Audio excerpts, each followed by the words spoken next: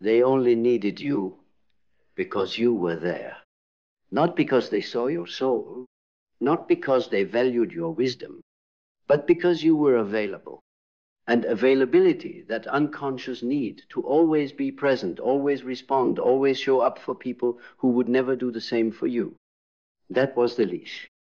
The illusion of connection was never love. It was control. You thought you were being loyal, being kind, being good. But underneath that kindness was fear. Fear of being alone. Fear of being misunderstood. Fear of being left behind. But let me tell you something most will never say out loud. They didn't value you. They used your access. And when you finally pull back, not out of vengeance, not out of bitterness, but out of clarity, everything changes. Because people don't just love the real you. They love what you do for them. And when the doing stops, the truth starts speaking. That silence, it's not empty. It's revelation. That distance, it's not cold. It's clean. Because when you stop being available to the chaos, the noise, the people who only come to feed, you start being available to yourself. And that's the beginning of everything. They call it selfish. They said you've changed. And you have, because availability isn't love, it's currency in dysfunctional systems. Your time, your energy, your emotional labor, they were trading it like it cost you nothing. But every yes you gave them was a no to yourself. And you knew it. You felt the fractures. You smiled with tired eyes. You gave while your soul starved. You performed connection while your identity eroded. Why? Because you were taught that being a good person meant being reachable. But no one told you that being reachable makes you penetrable, accessible to every manipulation, every projection, every draining encounter. You were a healer for people who never wanted to be whole. You were a mirror for people who broke you every time they couldn't face their own reflection. You want truth? Here's truth. Most people don't want your depth.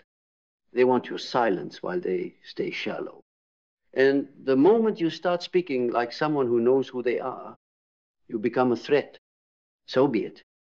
There is a psychological breaking point, a moment where the inner self says, no more. No more giving without return. No more shrinking to fit. No more explaining your worth. Carl Jung called it individuation. The return to the self. The departure from the false roles you played to survive. And this is your return. You're no longer available to the person who only calls when their life is burning. You're no longer available to the friend who disappears the second you need them. You're no longer available to the old version of you who begged for approval. Because that old version was never you. It was a mask, a program, a survival instinct born from a world that punishes the authentic and rewards the obedient. But not anymore. You're not a servant to your past. You're not a slave to the expectations others projected onto you. You are no longer renting out your life to people who don't pay the price of respect. When you stop being available, you stop leaking energy. And when energy stops leaking, power returns. Power doesn't scream. It doesn't chase. It doesn't beg. Power is presence without apology. It's the calm in your eyes when you say, I don't do that anymore. It's the space between their need and your boundary. It's the breath you take before choosing silence over explanation, because you don't owe them your access. You owe yourself your peace. And peace, true peace, doesn't come from managing other people's comfort. It comes from honoring your inner truth. That's the thing about transformation. It's loud inside. It's silent outside. You will lose people. You will scare people. You will disappoint people who were only loyal to your dysfunction. But hear this. Losing them is not a loss. It's alignment. The ones who stay, they see you. The ones who leave, they never did. This is not about becoming cold. It's about becoming clear. Clear on what you will no longer tolerate. Clear on what you truly deserve. Clear on what your energy is worth. Clear on what your soul is here to build. Because the moment you decide that your peace, your focus, your time are non-negotiable, the entire game changes. People adjust or they disappear. And either outcome is a blessing. So be unavailable. Be unreachable to drama. Be inaccessible to chaos. And watch how life opens to you like a kingdom, once locked behind your own need for approval. Because the minute you stop being available to what drains you, you become magnetic to what builds you. Good. Now that you've withdrawn from the noise, now that the false connections are falling away, you stand at the edge of something most people never dare face. Clarity. Not the romantic kind. Not the kind painted in pretty affirmations or whispered during guided meditations. Real clarity is violent at first. It tears through illusions. It destroys the scaffolding of identities you didn't choose but wore to survive. It rips away the comfort you used as a shield and replaces it with a mirror. And in that mirror, you meet the one person you've been avoiding. You. No roles, no masks, no people to impress. Just the truth. The truth about where you've been hiding. The truth about how you betrayed yourself to be liked. The truth about all the time you spent trying to earn what should have been freely given respect, love, acknowledgement. Clarity is not a peaceful awakening. It's a confrontation. But if you survive it, you realize it's not the world you needed to fix it. Was your agreement with mediocrity. Because for most of your life, your vision was hijacked. Not stolen.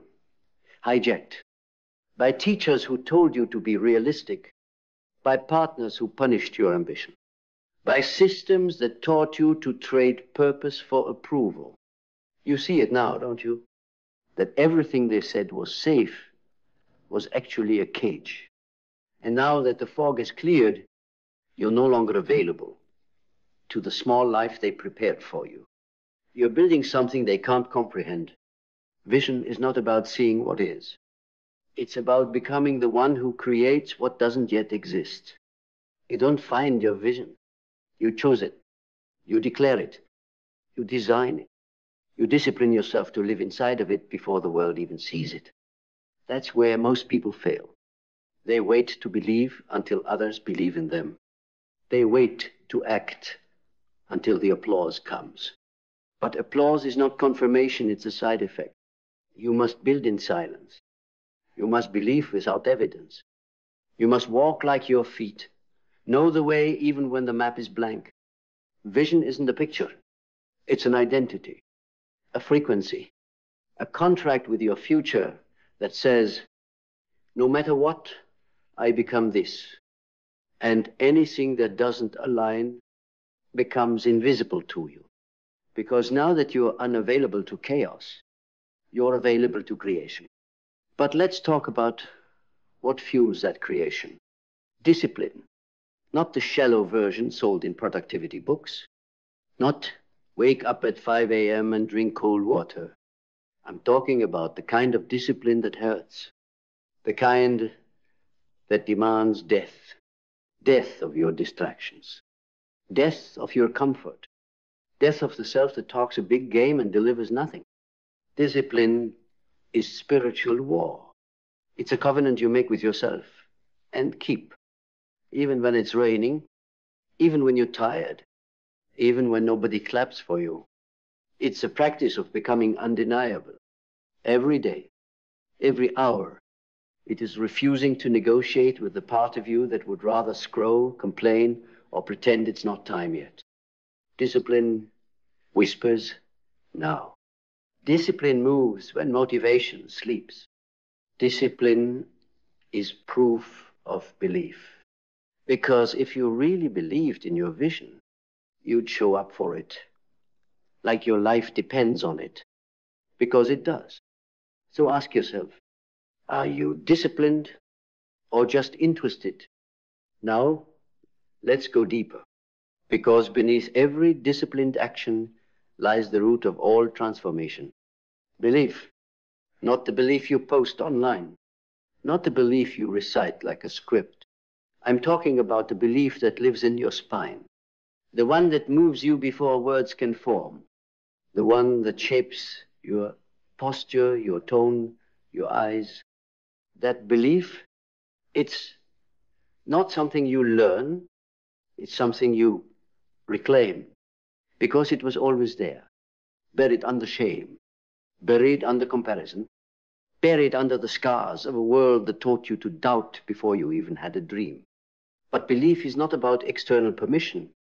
It's about remembrance.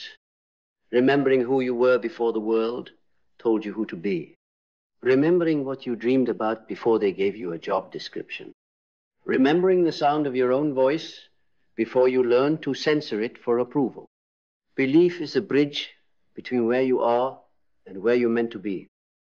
And every time you doubt yourself, every time you apologize for your power, every time you hesitate because you fear being too much, you burn a piece of that bridge. But belief rebuilds it, quietly, daily, unapologetically. You are not here to survive this life. You are here to transcend it.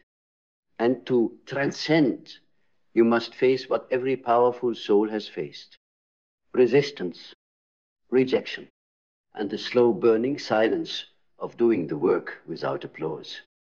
This is where most people fall. They want ease. They want instant. They want results without resistance. But let me tell you a secret. The resistance is the invitation. The resistance is the threshold between you and your next level. It is the test that says, how bad do you want it? How deep are your roots? Will you bend or will you bloom?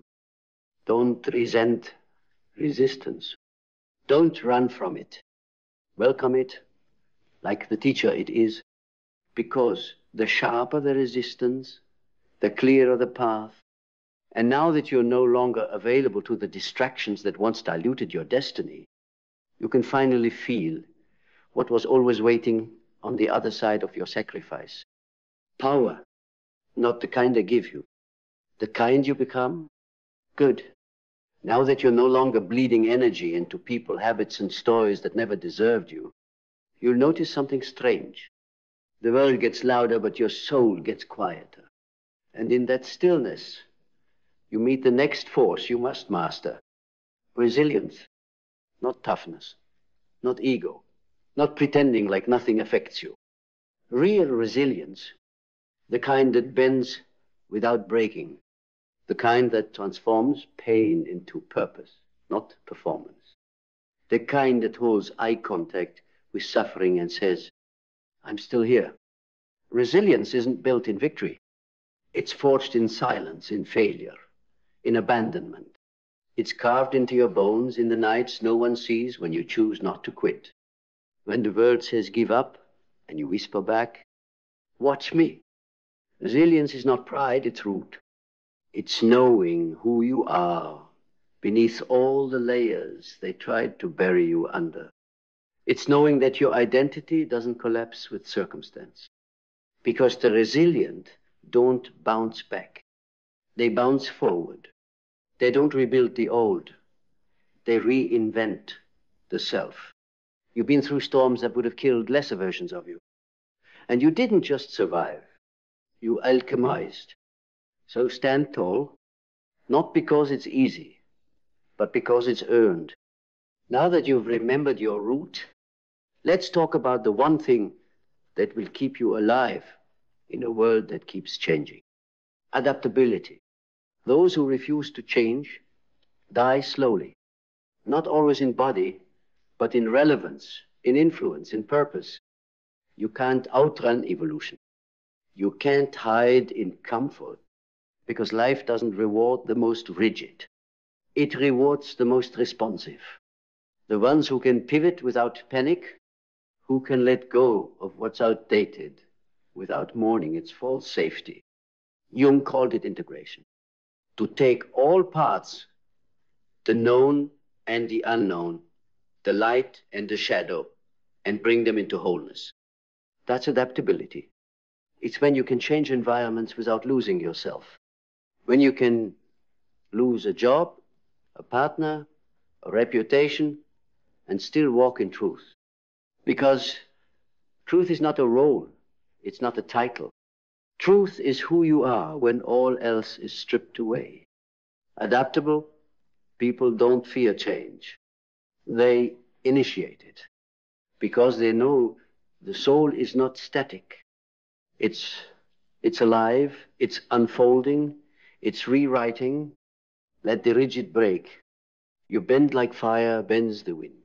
You move like water. You evolve like the soul that's no longer chained to survival, but to evolve, to adapt, to transcend. You must become a learner, not a consumer of information, a student of life, a student of every failure, every betrayal, every breakdown, because life doesn't teach through textbooks. It teaches through friction. And if you're always offended by the lesson, you'll never grow from the wisdom. Learn from your silence. Learn from your triggers. Learn from your own patterns that repeated not because life hates you, but because you weren't ready to outgrow them yet.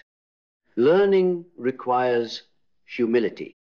The kind of humility that says, I don't know everything, but I know I will become who I must become.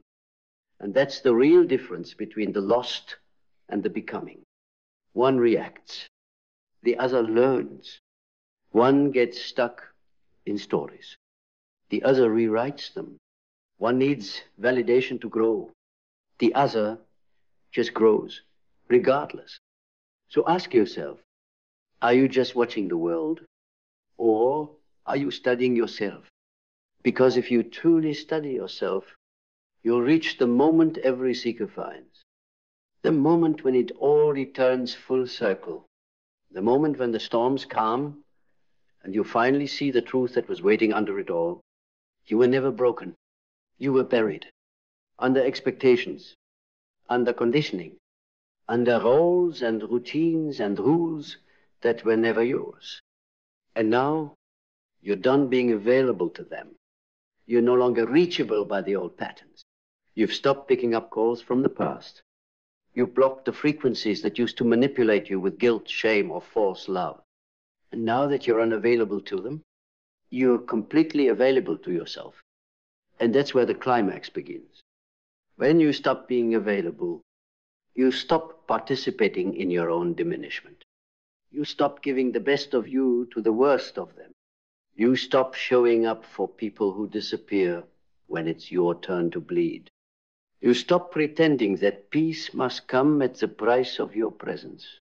Because the highest form of presence is not just being in the room. It's being in alignment with your values, your purpose, your vision, your truth, your healing, your evolution. This world will try to distract you, convince you to settle, tempt you to re-enter the cages you broke out of. But here's what they won't tell you. You become untouchable. The moment you realize you don't owe anyone the version of you they created in their own image. You were not born to be understood. You were born to be real. You were not born to stay accessible to energy that weakens you. You were born to protect the frequency that builds you. So protect it. Protect your time like it's sacred. Protect your mind like it's sovereign. Protect your presence like it's priceless. Because it is. The more unavailable you are to the wrong things, the more magnetic you become to the right ones. Peace arrives. Power stabilizes. Vision sharpens. Alignment deepens. And suddenly, you're not chasing anymore. You are chosen by the life that always had your name on it. Because when you stop being available to what's beneath you, you rise quietly, unapologetically, irrevocably. And in that rising, you finally meet the version of you they could never break, never buy, and never silence. The real you, the whole you, the free you. And once you meet that version, everything changes. Every war begins with a whisper. Not out there, but in here. Before the chaos hits your life, before the pain enters your relationships, before the failure shows up on the outside. There was a thought. One, silent, unquestioned, and you didn't challenge it. You obeyed it, you let it in. You let it narrate, you let it grow roots in the fertile soil of your unawareness, and now it speaks for you, moves for you, decides for you. But make no mistake, every unmastered thought becomes a master. And the thoughts you do not master will build your reality without your consent. That voice in your head, the one that doubts, delays, distracts, it wasn't born in you. It was installed by repetition, by trauma, by culture. And you've been living by its rules, thinking it's you. It's not. It's a ghost with your face on it. But that ends now, because you're not here to be ruled. You're here to remember that you are the architect of the voice. You're here to reclaim the throne behind your thoughts. You're here to master the thought before it masters you. This is psyphoria, the awakening chaos. The moment the false thought pattern collapses under the weight of truth. Not quietly, not gently, but like a scream inside silence. Because to wake up, you have to first feel how deeply asleep you've been. You have to look at your life and see how much of it was built from a blueprint you never approved. The house is sturdy. The rooms are furnished. But the foundation, a lie. And psyphoria is when you feel the whole structure sway. Not because it's punishment, but because it's time to rebuild. This is not collapse. This is clearing. This is not madness. This is remembrance. Because the moment you ask, who told me this thought was true? You loosen the chains. And the more you ask, the more the mind stops echoing the world and starts reflecting your soul. Mindset is the gatekeeper. If you don't command it, it becomes the perfect host for every thought that feeds your fear. Mindset isn't about thinking happy thoughts. It's about becoming a watchtower. It's about knowing that every thought that enters your mind is either a seed or a saboteur, a tool or a trick, an ally or an assassin, and you don't get to be passive anymore. You don't get to say, that's just the way I am. You don't get to call your programming personality. You are not your patterns. You are the one observing them. And once you know that, you stop identifying with the noise. You start steering it. Your mindset must be designed like a fortress. One door, no shortcuts. Only the thoughts that serve your purpose. Make it in. Every other voice, interrogate it. Ask, where did you come from? Who profits from me believing this? Are you building me or breaking me? Because your mind doesn't care what's true. It cares what's familiar. And your job, if you want to be free, is to make truth more familiar than fear. Belief is the architecture of your unconscious. It is the silent builder of every decision, every boundary, every identity you wear. And yet, most people don't even know what they believe. They just feel stuck, stifled, small, not realizing their beliefs were never theirs to begin with. They were inherited like furniture, hand-me-downs from childhood, dusty commandments from dogma, rules written by ancestors in survival and passed to you as gospel. But you are not here to live in someone else's temple. You're here to build your own. Belief is not a mood. It's not a mantra. It is the coded law that your subconscious follows like gravity. So if you keep experiencing cycles, you can't explain, look deeper. Not at your actions, but at the beliefs that are silently directing them.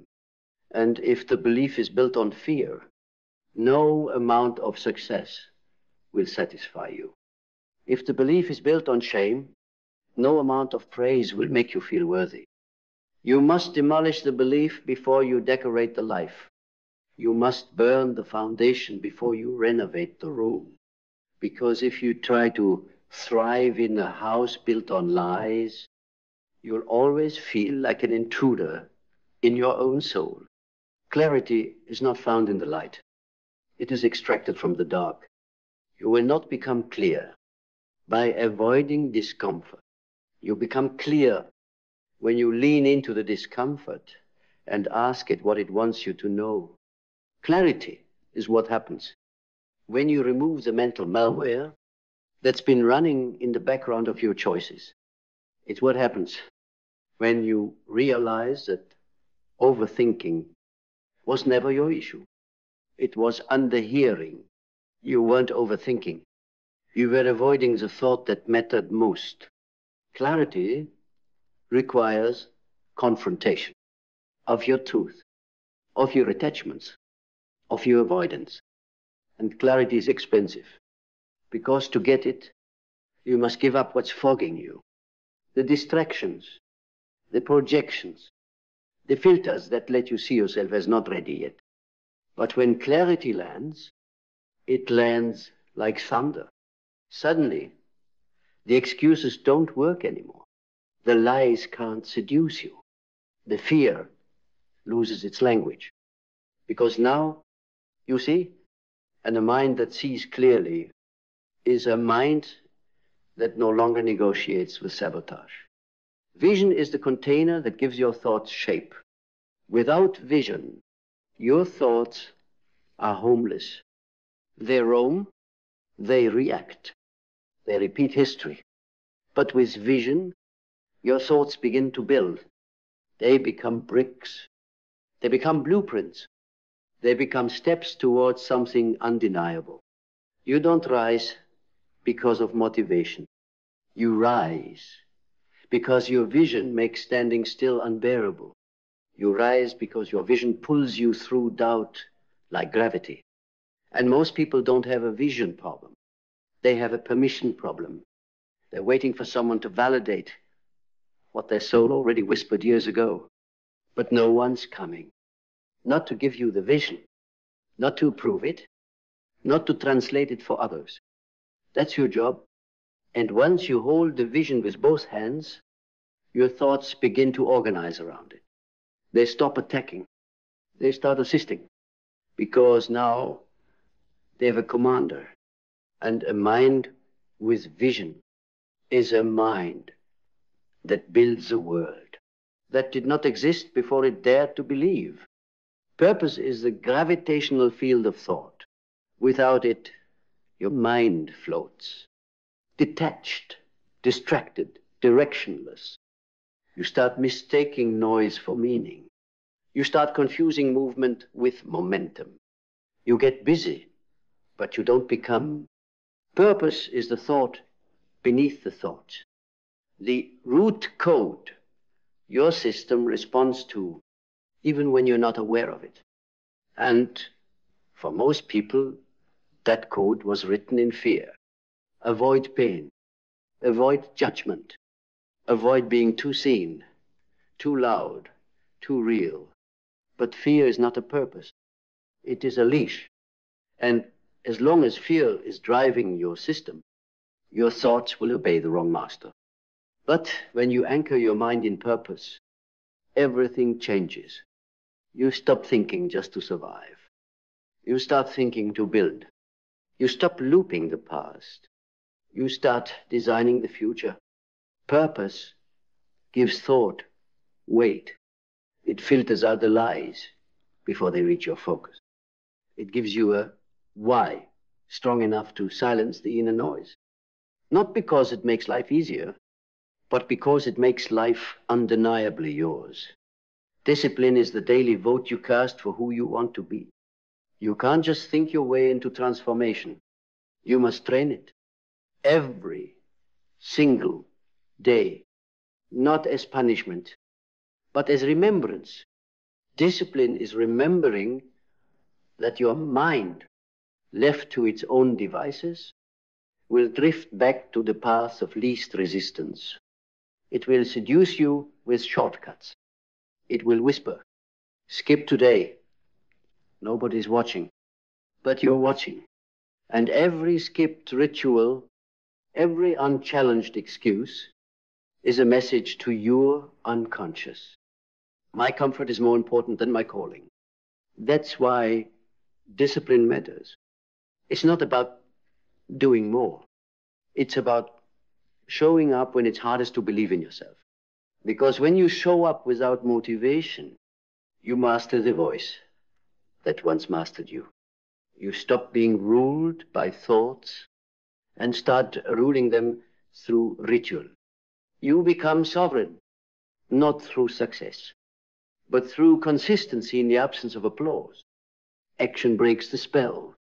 The longer you think without moving, the more power your thoughts gain over you.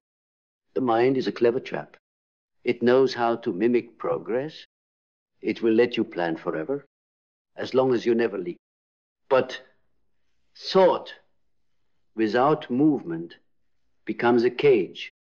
Eventually, even your best ideas rot. Action is your declaration. I am not waiting for the fear to leave. I am moving anyway. It doesn't have to be perfect. It just has to be true. One call, one post, one boundary set, one habit kept. Each one builds memory, and memory becomes momentum. You stop thinking from wounds and start living from will. You stop asking the mind for permission and start commanding it into motion. And that motion rewires the entire system. Because the body always tells the brain what's real. And when the body acts from alignment, the mind has no choice but to follow. Gratitude is how you sterilize the thought before it poisons you. A mind in fear looks for what's missing. A mind in presence looks for what's already working. This isn't delusion. It's discipline. The discipline of focus. The courage to see light even when your pain wants darkness. You can't think clearly while your attention is wrapped around what's absent. You can't rise while your thoughts are orbiting a reality you resent. Gratitude breaks that loop. It says, there is still something sacred here, and I choose to honor it. Even if it's just breath, even if it's just another chance to rebuild, even if it's just the fact that you made it through yesterday. Gratitude shifts the thought from, why is this happening to me, to, what am I becoming because of this? And once that shift occurs, your mind stops mourning the past and starts magnifying the present. That's how you master thought. Not by silencing it, but by directing it back to power. Adaptability is how you keep thought fluid, not fragile. A rigid mind breaks when the world bends, but a ruled mind bends with intention. Your thoughts were never meant to stay the same. They were meant to evolve with you. Adaptability is the awareness that just because a thought helped you survive doesn't mean it deserves a place in your future. You can thank it, then release it, because now you are not who you were, and your mental operating system must match your current identity, not your former trauma. You are not betraying yourself by changing. You are betraying yourself by pretending not to have grown. Adaptability is a kind of mental agility that keeps your vision sacred, but your strategy flexible, your values grounded, but your expression alive. You become a shapeshifter with a spine, able to adjust, able to rise, able to stay true to the core while changing the form. And that's how you stay unstoppable in a world that demands your conformity. Resilience is not gritting your teeth through suffering. It's making the mind a place where pain becomes power. You've been taught that strength is silence, that toughness is numbness, that resilience means don't feel. But that's not mastery. That's suppression. And suppressed thoughts don't disappear. They just turn into sabotage. Real resilience is feeling everything and still choosing truth, still choosing purpose, still choosing self. It's the moment your thoughts want to run back to comfort and you say, not anymore. We're going forward this time. You speak to the mind like a parent to a panicked child. You lead it out of reaction, out of terror, into clarity. Resilience is when you can stare down the thought that once broke you and say, I'm not that version of me anymore, and mean it, because now your thoughts answer to your vision, not your fear. Learning is how you keep the mind humble and hungry. A mastered mind is never done. It studies itself, not with judgment, but with curiosity. It watches the subtle traps, the recurring doubts, the false identities trying to sneak back in. And it doesn't panic. It studies, it adjusts, it refines. Because the goal is not to have no negative thoughts.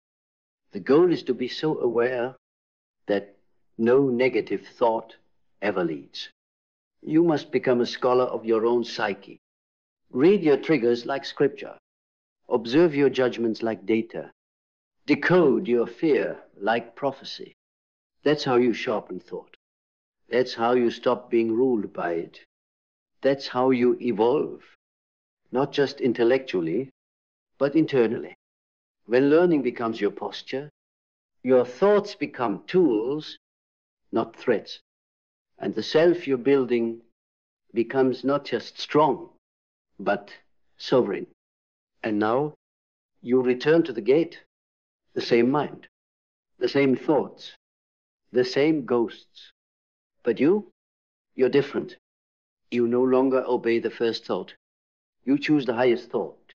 You no longer ask your mind for permission to become. You give it commands. You are no longer the puppet. You are the puppeteer. You are no longer the audience. You are the author. And the thoughts that once ruled you, they now serve you because you remember the one truth they never wanted you to see. You are not your mind. You are the one who masters it. And when you master the thought, before it masters you, there is nothing left to fear. Only the future you were always meant to build with a mind that now finally belongs to you.